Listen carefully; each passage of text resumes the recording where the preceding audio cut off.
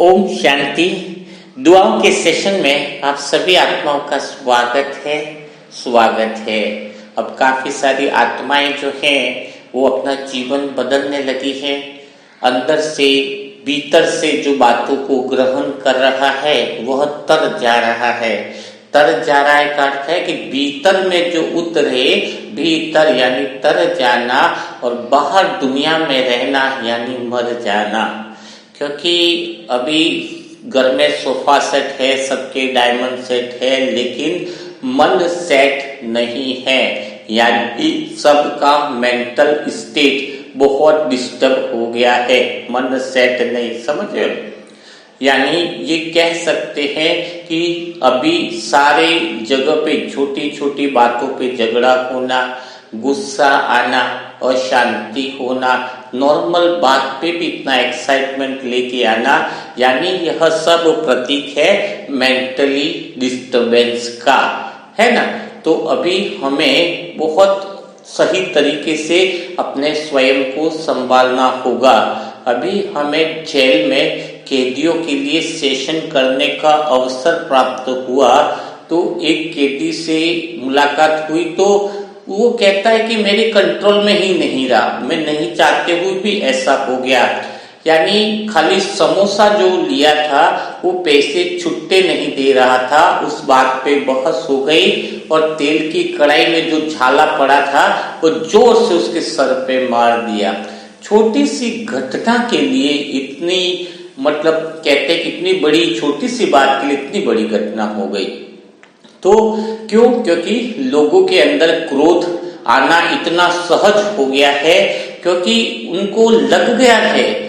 ये छोटी मोटी क्रोध की हैबिट इसलिए पड़ती है क्योंकि हमारे कहीं न कहीं बिलीव सिस्टम में यह बात अंदर तक बैठ गई है कि क्रोध के बिना तो काम नहीं चलता है। और वह धीरे धीरे करके, पहले 5% था, 10% था, धीरे धीरे अब तो आदत सा बन गया है। क्रोध का भूत अंदर ही जल्दी से छोटी सी बातों में आ जाता है। यानी मेंटली कितना डिस्टर्ब हो गया है इंसान, आप समझ लो। जैसे कि कोई पानी का घड़ा हो और बाहर रखा जाए तो सूर्य में तेज गर्मी हो तो पानी भी सूख जाता है। वैसे ही अगर कोई आत्मा 2 मिनट का बहुत फोर्सफुली गुस्सा कर लेता है, उसका असर 2.5 से 3 घंटे तक रहता है। और शरीर का खून, कहते हैं ना गुस्से में आत्मा क्या कहती है, मेरे अंदर तो आग लगी है, मैं उसको छोड़ने वाला नहीं हूँ, एक बार अगर हाथ में मिल जाए तो मैं तो उसका मर्डर ही कर दूं। ऐसे संकल्प वह बोलता है और कहता है कि मेरे सीने में तो आग लगी है। वह आग गुस्से की ऐसी होती है कि शरीर के पूरे खून को सोख लेती है। और फिर वो डॉक्टर के पास खून बढ़ाने की दवाई लेने जाते हैं, है ना। खून तो तुम्हारे विचारों से ही शरीर पर बुरा प्रभाव डाल रहा है। तो थोड़ा आप सभी आत्माओं को गुस्सा जो है उस पे बहुत संयम रखना है। प्रेम, मौन और शांति की अवस्था बनी रहे। गुस्सा न तो छोटी बात पे हो न बड़ी बात पे हो, क्योंकि गुस्सा हमारा नेचुरल स्वभाव नहीं है। जैसे पानी के नीचे आग लगा रखिए तब तक पानी गर्म रहता है, तो थोड़ी देर के बाद अगर पानी को छोड़ दिया जाए तो पानी वापिस क्या हो जाएगा, ठंडा हो जाएगा। क्योंकि पानी का मूल स्वभाव जो है वो ठंडा होने का है। तो वैसे ही कोई आत्मा 24 घंटे तक गुस्से में नहीं रह सकती है। 5 मिनट 10 मिनट गुस्सा करेगी और वह आत्मा वापस मूल शांति की अवस्था में आना ही है। यानी शांति में हम कई समय तक रह सकते हैं, क्योंकि शांति हमारा स्वभाव है, शांति हमारा नेचर है। तो हमें उस संस्कारों को बदलना ही होगा। अगर उन संस्कारों को अगर हम बदलते हैं तो हमारी शांति की शक्ति भी बढ़ जाती है। और वो संस्कार जो है, जो हमारी एनर्जी को खा लेता है, उसको खत्म करना होता है। यानी वह कब संभव है? यानी हम जब अपने मन को मित्र बना दे। आत्मा, आत्मा यानी माँ है मन की। मन को एक बच्चे की तरह अगर ट्रेनिंग दे दे, मन को जो अच्छी अच्छी बातें हम अब सिखाने लग गए हैं, वह अगर ट्रेनिंग मिल जाए मन को सही रीति से, तो वह सदा शांत रहेगा। जैसे कोई स्कूल का फंक्शन है, बच्चे को अगर सिखा दिया जाए कि कैसे डांस करना है, आपको क्या करना है, तो वो बहुत अच्छी परफॉर्मेंस दिखाएगा क्योंकि उसको सिखा दिया गया है। तो हम भी अपने मन को ट्रेनिंग दे दे। मन बच्चे की तरह है, ट्रेनिंग क्या दे ताकि संस्कार जो पड़ा हुआ है वह बदल जाए, है ना। तो हम क्या ऐसी बात सिखाए, अपने मन को मित्र बना के, बच्चा बना के हमें सिखाना होगा, तो वह जल्दी से सीख जाएगा, है ना। सीखा हुआ जो रहेगा तो फिर वह कभी क्रोध नहीं करेगा। तो क्या ऐसी विधि अपनाई जाए जिससे मन का वो संस्कार बदल जाए? तो सबसे पहले तो यह अनुभव करो कि मैं आत्मा तो ऑलरेडी शांत स्वरूप हूँ, अब ये संस्कार मेरा अशांति का है। क्या बोलना है स्वयं को, क्या बोलना है, यह बार बार रियलाइज करो कि मैं आत्मा शांत स्वरूपी हूँ, एकदम मौन में हूँ, परम आनंद में हूँ, लेकिन यह जो संस्कार है वह अशांति का है, यह संस्कार क्रोध का है, यह संस्कार मुझसे अलग है ना। यह संस्कार मुझसे अलग है। जैसे ही यह संस्कार अलग है आप बोलते हो और स्वयं का सत्य स्वरूप में शांत स्वरूप हो, मैं प्रेम स्वरूप हूँ, लेकिन यह संस्कार जो है मेरा वह अशांत है, वह क्रोध करता है, लेकिन मेरा वास्तविक स्वरूप शांति है। जैसे ही आप यह निरंतर अभ्यास करते हो, दिन में 5 से 10 बार स्मृति में लाते हो, तो वह संस्कार जो अशांति का था वह शांति में बदलने लग जाता है, क्योंकि स्वयं की आपकी स्मृति से उसको पावर मिलना चालू हो जाता है। क्योंकि जैसे आप किसी की भी समस्या का समाधान करते हो ना, तो कैसे करते हो? आप आराम से उसको राय दे पाते हो क्योंकि वो समस्या सामने अलग है और आप अलग हो। वैसे ही जब स्वयं की समस्या को भी स्वयं से अलग करते हो तो वह समस्या बिल्कुल ही जड़ से खत्म हो जाती है। बहुत गहरी विधि है। जैसे प्रेम मौन शांति में बैठकर आपको यह अनुभव करना है कि मैं आत्मा प्रेम मौन और शांति में सदा के लिए बैठी हुई हूँ, यह मेरा ओरिजिनल स्वभाव है। लेकिन अगर धन की कमी चल रही है, अगर कोई गुस्से का या लोभ का संस्कार चल रहा है या विकार का संस्कार आ रहा है, तो तुरंत अलग हो जाओ। अगर आप बोलोगे कि मुझे बहुत क्रोध आ रहा है, मुझे काम विकार आ रहा है, मुझे ये आ रहा है, यानी आप आत्मा से मन पे डाइवर्ट हो गए। आपको वो संस्कार ने आपको खींच लिया, मन ने आपको गुलाम बना लिया, उसने आपको अपने पाले में ले लिया।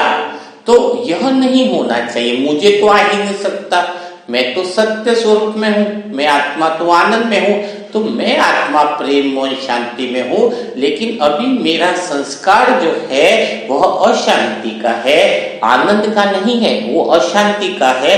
लेकिन मेरा स्वभाव शांति का है, संस्कार अभी अशांति का है, संस्कार अभी दुख का है, जो टेंशन ले रहा है, जो तनाव ले रहा है, पर मैं आत्मा बिल्कुल इससे अलग हूँ। ऐसा 2-4 बार ही अभ्यास करोगे तो आपको पता चलेगा कि उससे जैसे ही आप डिटैच हुए, चाहे वो कितनी भी समस्या हो, कि मेरा शरीर का धन कमी लग रहा है, 10 लाख रुपया है नहीं, प्रॉब्लम चल रही है, पर मैं आत्मा भरपूर हूँ।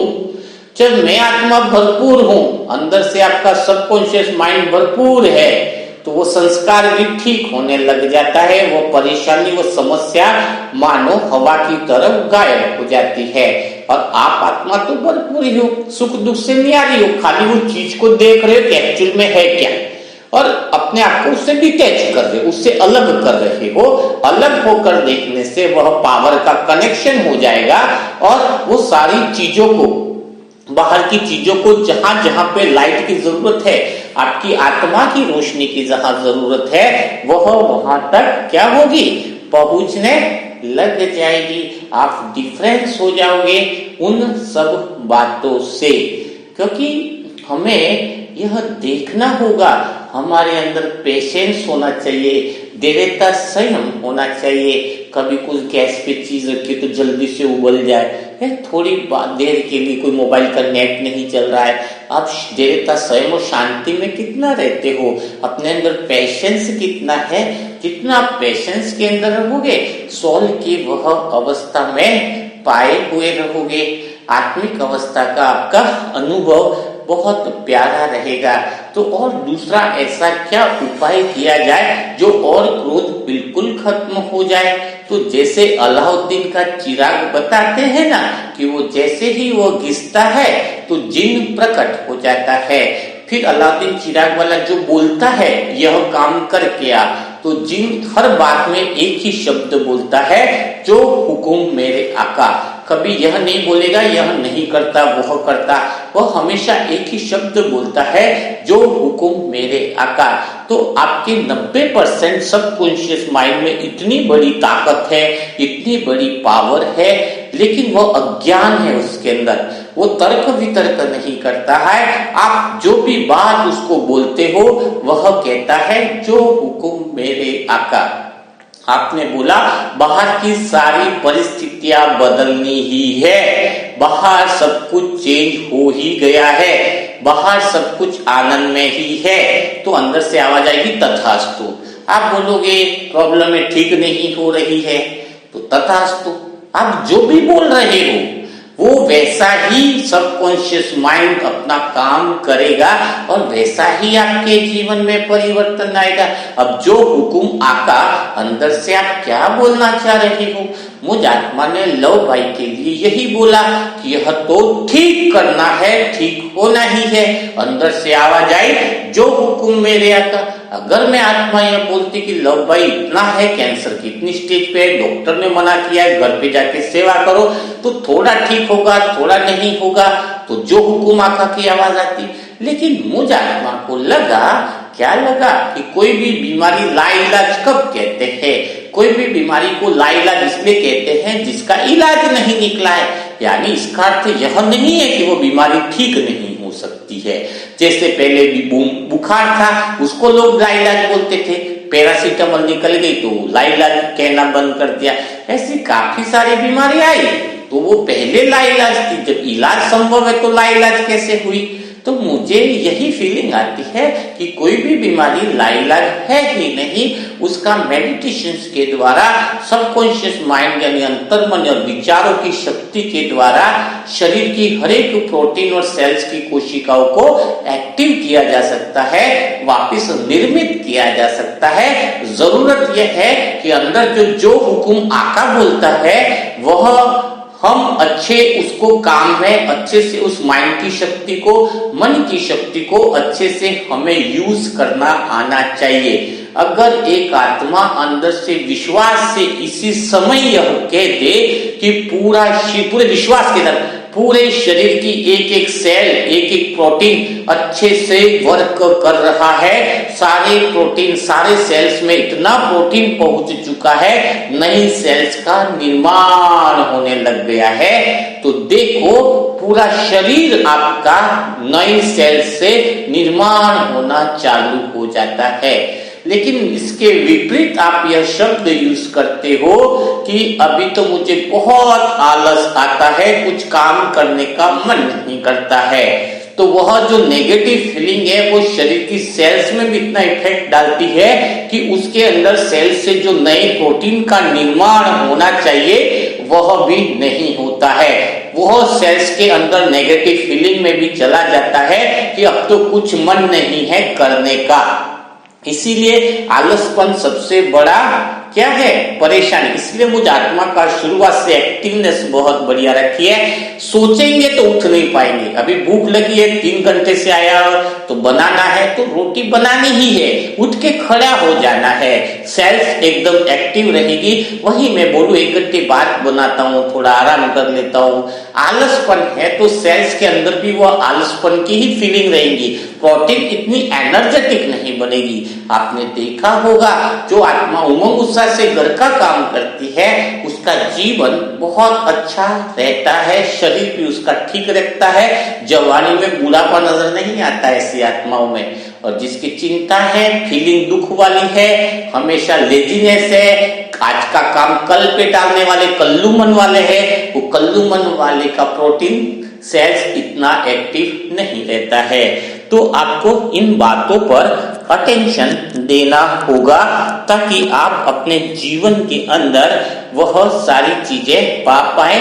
क्रोध को छोड़ना है, अंदर जो हुकुम आका यानी सबकॉन्शियस माइंड जो रात के समय विशेष वर्क करेगा सोने से पहले, और उठते समय अगर कोई 1 घंटा सकारात्मक विचारों से, दिल से, फीलिंग के साथ सबकॉन्शियस माइंड में 1 घंटा अपने आप को दिल से दे दे, अच्छे विचारों के साथ, कोई भी नेगेटिव फीलिंग न हो, वह जीवन में कुछ भी कर सकता है।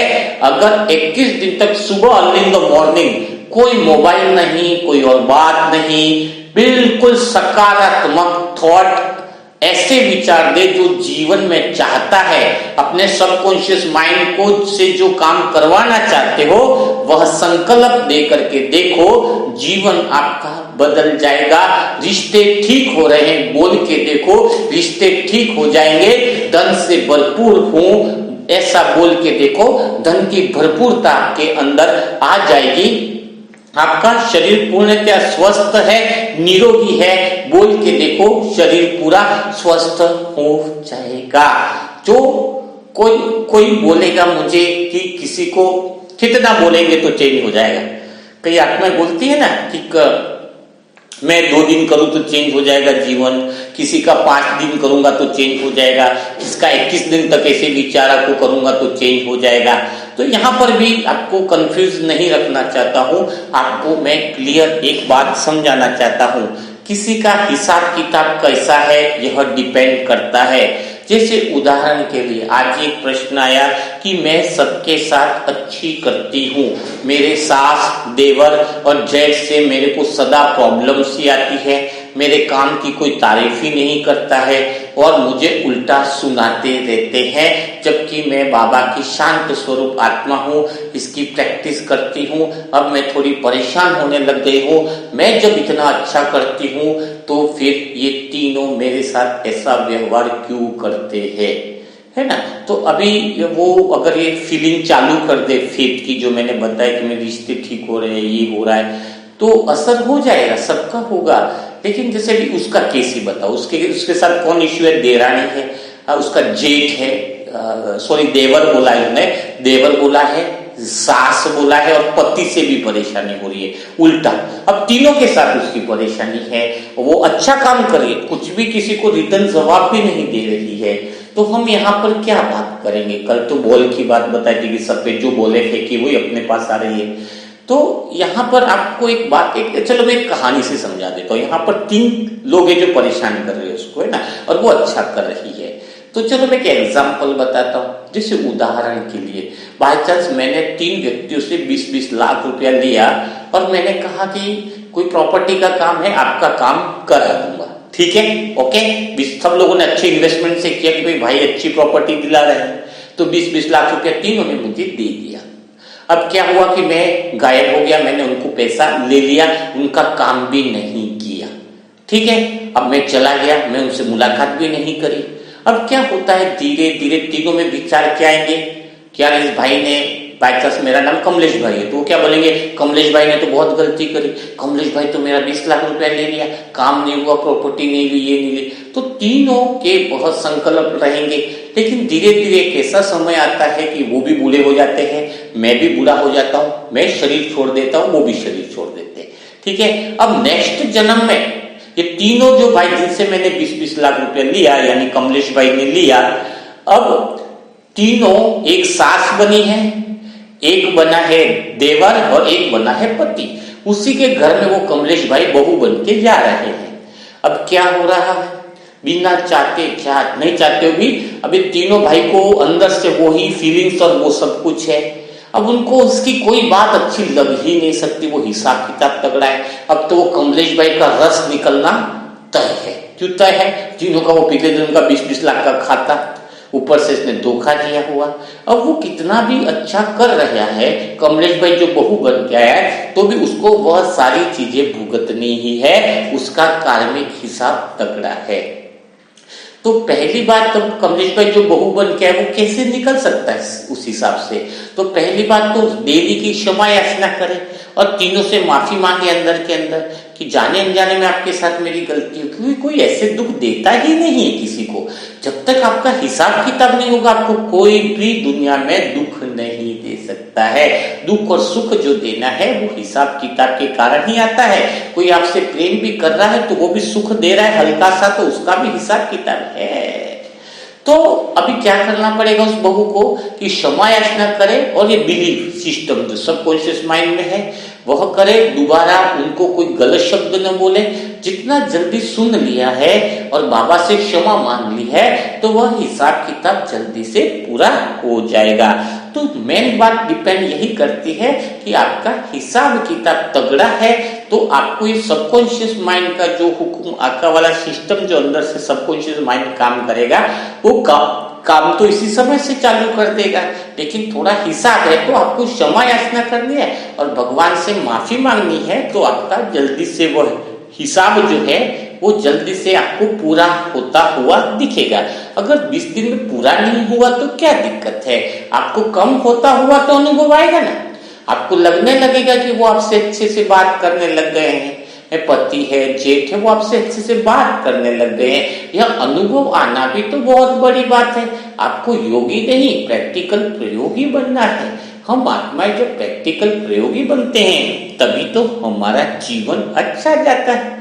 अभी एक सास आई थी हमारे पास, डेली ज्ञान में है, वो बहू की बुराई करते हैं, बहू अच्छी नहीं है, ऐसी है, बहू काम ही नहीं करती है। लेकिन बहू जब सामने हो तब नहीं बुराई करती। अब हो क्या रहा है, बहू के विचार, सास के विचार किसकी तरफ जा रहे हैं? बहू की तरफ की, बहू अच्छी नहीं है। अब बहू भी हमारे पास आती है, वो बोलती है सास अच्छी नहीं है, सास ऐसी कहां से मिल गई? तो उसके पास वो विचार सास ने भेजा तो बहू को न चाहते हुए उल्टे विचार भी आने चालू हो जाएंगे कि सास ऐसी है, सास ऐसी होनी नहीं चाहिए है। ये अब और उल्टे विचार सास के कि बहू ऐसी नहीं मिलती तो ठीक थी है, अभी ये छोड़ के जाए तो अच्छी बात है, पीछा छूटे। इधर बहू बोल रही कि सास ऐसी न हो तो अच्छा है, पीछा छूटे, सास मर जाए तो बढ़िया। यहाँ तक बहू बोलने लग गई। लेकिन वो जब गले मिल रहे हैं या फिर पाप छू रहे हैं तो कैसे बोल रहे हैं? सास पाए लागू सास है, और सास भी आशीर्वाद देगी बहुत सुखी रहे। तो मुख से बोल रहे हैं वो, लेकिन अंदर से मन से क्या चल रहा है उनका? तो यह टेंशन वाली बात है। यह वाइब्रेशन एक जो फेंक रहे उल्टे नेगेटिव थॉट, तो दूसरे के पास भी वो विचार पहुंचने ही है। अब हमने बहू को कोर्स करा दिया, शांति में रहने लगी, अब उसके विचार क्या हो रहे? नहीं, सास भी एक आत्मा है, वह भी शांति में रहने वाली आत्मा है। तो निरंतर बहू के द्वारा अच्छे संकल्प जाने से सास भी अभी बदल गई है, दोनों ज्ञान में चलने लग गए। तो कहने का भाव क्या है? सारा खेल विचारों का है, 10% विचार है और अंतर्मन की शक्ति जो 90% है उसका यूज करो तो कैंसर से भी बड़ी बीमारियां भी आपकी ठीक हो सकती है। आपका शरीर वैसे ही हरकत करने वाला है जैसे आपकी फीलिंग है।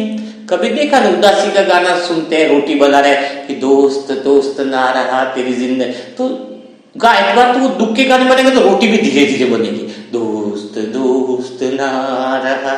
और वहीं पे एक बढ़िया सा मोटिवेशन पावरफुल एनर्जेटिक गाना लगा दिया कि मैं निकला घट लेके रास्ते में, तो अब वो रोटी कैसे बनेगी? फास्ट, मैं निकला घट लेके। तो आपके अंदर क्या फीलिंग चल रही है वैसा ही शरीर में एनर्जी चलती है, मोमेंटम चलता है। जैसे उदाहरण के लिए आपको किसी ने बोल दिया, किसी ने गुस्सा कर दिया, अपमान कर दिया, तो आप उसी समय क्या कर सकते हो? एक ही चीज, मुस्कुराना। आपने देखा है, आप कभी भी कोई इंसान मुस्कुरा रहा हो तो अंदर से टेंशन भी चले, ऐसा संभव नहीं है। मुस्कुराते हुए व्यक्ति में टेंशन आ ही नहीं पाएगी। ये मुस्कुराने की गिफ्ट है और आधी बीमारियां मुस्कुराने से खत्म हो जाती है, क्योंकि मुस्कुराने वाले व्यक्ति का तनाव रिलीज हो जाता है। चलो जैसे मैं भी सास का ही बोलूं, मुस्कुराऊंगा, मैं सास हूं, बहू ने कुछ अलग बोला, तो मैं मुस्कुराते हुए टेंशन ले पाऊंगा तो भी अंदर वो टेंशन क्या हो जाएगी रिलीज, मैं मुस्कुराऊं। साहब ने मुझे ऐसा बोल दिया। अच्छा पैसों का 500 रुपए की नोट गिर गए। अरे 500 का नुकसान हो गया। अब क्या मैं वो मुस्कुरा रहा हूं, अगर 5 मिनट में टेंशन आ रही है लेकिन वो टेंशन को भी मैं बाहर से इतना अच्छा मुस्कुरा रहा हूं, वो बात अंदर से सोच रहा हूं, तो हंसते हंसते मैं वो टेंशन या बात को छोड़कर सोच रहा हूं, तो वो टेंशन भी अच्छी बात में बदल जाती है। आप देखना आपके पास कोई ऐसी बात आ जाती है, आप रूम में बैठना, मुस्कुराना और मुस्कुराते हुए उस बात को सोचना जो किसी ने आपको कही है, आपको फीलिंग ही नहीं आएगी, आपको दुख की फीलिंग ही नहीं आएगी, चाहे वो कितना भी कुछ किसी ने बोल दिया। ये हमारे सबका स्वयं का नहीं, हजारों आत्माओं का अनुभव है, तो आप यह भी कर सकते हो, ठीक है ना। तो आज काफी सारी बातें आपको बता दी गई हैं। तो आज हम जिस भाई की बात कर रहे हैं जिसको विशेष दुआओं की जरूरत है, क्योंकि वो एक स्टूडेंट है, एक बच्चा है जिसने उमंग उत्साह के साथ जाकर के कनाडा के अंदर स्टडी करी और पढ़ाई करने के बाद खुद ही अपनी मेहनत से क्या किया, उसने जॉब भी अचीव कर लिया। लेकिन जॉब भी मिलने के बाद उसको सबसे बड़ी जो प्रॉब्लम्स जो आ रही है वह कौन सी है, वहां पर एक पीआर सिस्टम होता है, यानी वर्किंग वीजा तो है इसके पास, लेकिन क्या नहीं है उसके पास, अभी पीआर की जरूरत है। वहां से एक सर्टिफिकेट मिलता है जिससे वह भाई वहां पे रुक कर अपना जीवन यानी कैरियर बना सकता है, नहीं तो जितनी मेहनत करिए वापस इंडिया में आना पड़ेगा। तो यह जो भैया है ज्यादा बड़ा नहीं होगा, 20 से 25 साल के बीच की एज है भैया की, और उनकी मदर जो है जो निरंतर अपने मनसा सेवा से जुड़ गई है, इंडिया से वो है, तो उनके बच्चे के लिए, क्योंकि अक्टूबर तक इनका टाइम खत्म होने वाला, वो पीआर बहुत ज्यादा जरूरी है सर्टिफिकेट लेना। तो सभी आत्माओं से निवेदन है कि वह दिल से इतनी भर भर के दुआ करें कि इसका कैरियर संभल जाए, उसके जीवन निर्विघ्न बन जाए, है ना। वो भाई का नाम है मनदीप भाई, है ना, मनदीप अग्निहोत्री, है ना, अभी वो कनाडा में ही है। तो मनदीप भाई की सारी शुभ आशाएं सब कंप्लीट हो जाए, उनका पीआर मिल जाए और वह जो भी मेहनत करी है उसमें भगवान उसको सफलता अर्जित कराए, उसका कैरियर बन जाए, तो बाबा की छत्र छाया उसके ऊपर बनी रहे। तो ऐसी शुभ भावना के साथ आपको बहुत गहरे और शुद्ध संकल्प के साथ दुआएं देनी है मनदीप को, ठीक है ना। तो उसकी मम्मी की भी बड़ी इच्छा है क्योंकि वो भगवान की बच्ची है, और मनसा सेवा ग्रुप आत्माओं के पास कोई केस आया है तो वो जरूर पूरा होगा। आपको शुद्ध दिल से उन सबको दुआएं देनी है। और जो नई आत्माएं हैं उनके लिए व्हाट्सएप नंबर है 7202921969। इस पर ओम शांति लिखना नहीं है, पूरा नेम, सेंटर, कितनी क्लास सुनी है, ऐसा तीनों डिटेल अगर आप भर के करोगे तो आपको ग्रुप के अंदर जोड़ा जाएगा। तो